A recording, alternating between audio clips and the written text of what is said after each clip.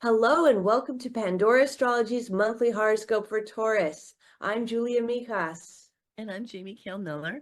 Well, hey, Taurus, if you're a sun sign Taurus and you've missed your annual birthday reading this year, it's not too late to get a jump on your new year by getting a solar return reading and find out all about what's coming, even though the year has already begun.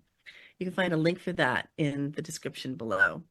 Well, Taurus, Ceres is your ruler. She's the asteroid goddess of food, body, money, and things that connect us to the material world. And if you watched your last month's horoscope, you might notice that I have mentioned that Ceres has gone retrograde.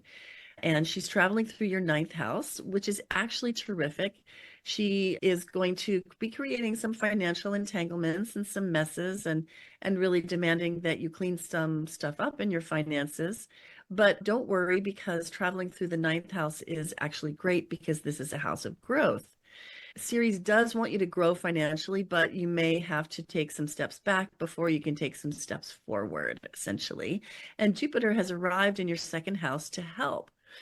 The second house is the house of money. It's the house that Taurus rules naturally and that Ceres rules naturally. And when Jupiter is traveling through your second house, I call this a money luck year because Jupiter will be here for about a year.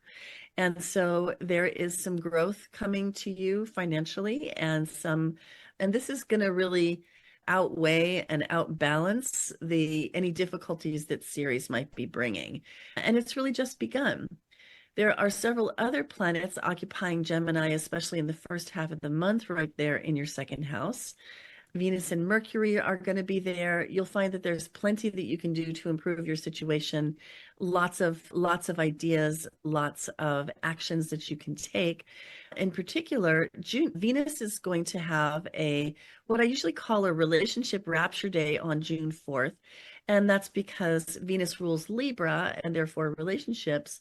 However, traditionally, Venus also rules Taurus and the second house, and thus the realm of money and finance and being financially comfortable.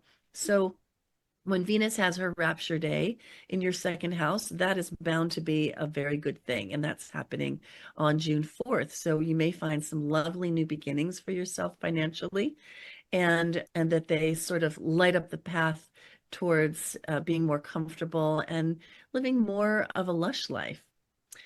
A little bit after that, we have a new moon in Gemini happening there, also in your second house, and folding the wonderful Venus conjunct Sun action in with it.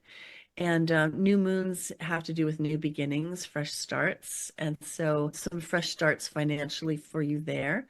And really, very Gemini, so involving lots of thinking, lots of figuring, lots of analysis. And you may find that you enjoy the process of analyzing your finances and making sense of them and organizing them better in your mind as well as on paper or electronically.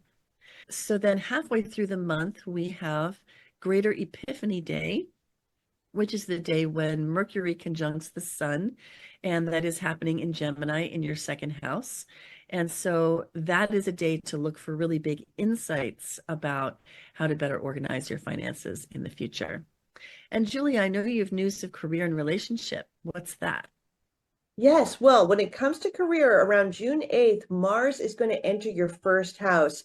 This is going to be a new cycle because while Mars was back in your 12th for the last couple of months, you've been maybe hiding your light under a bushel a bit, maybe wanting to work more on your own, but this is going to be a lot of self-starter energy. But try not to move faster than realistic either. And a date to keep track of is June 11th because Mars, while it's in your first, is squaring Pluto.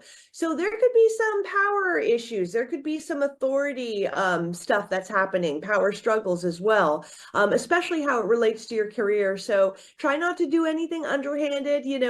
Pluto can have this Machiavellian energy to it, but try to be beyond reproach in your actions. And, you can use this to get a lot of work done as well. And so as Mars travels through your first sign for the first 2/3 of the month, yeah, high energy time for you, whether it's career or even just going for a jog around the neighborhood, you can get out a lot of energy during this cycle. Now, I do want to say a few things about relationships. Do you know the marriage asteroid is direct in your fifth house? This is a house of dating. So nice cycle if you are interested in dating other people, if you're single and going looking out there. Also a nice time in your relationship too. You guys might be thinking about kids or maybe just how to have fun together. This is a creative, super fun, super entertaining place. And June 4th is also an interesting day because Venus is going to conjoin the sun exactly. Venus is the love planet, so she tells us a lot about our relationships. And this is called Relationship Rapture Day. And again, I said that June 4th. And so Relationship Rapture Day is a time of increased clarity about your relationships. You know, when a planet is exactly conjoined the sun, it's kind of like it gets supercharged. The sun is our consciousness and Venus is our relationship. So, you know, you can actually see things as they really are and, you know, make decisions in your life accordingly because also Venus is going so fast.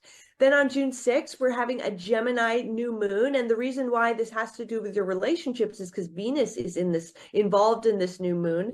So some cycle is starting having to do with your relationships and how they relate to finance, because this whole thing is happening in your second house of money. You might also feel like your attractiveness is tied into your earning potential as well.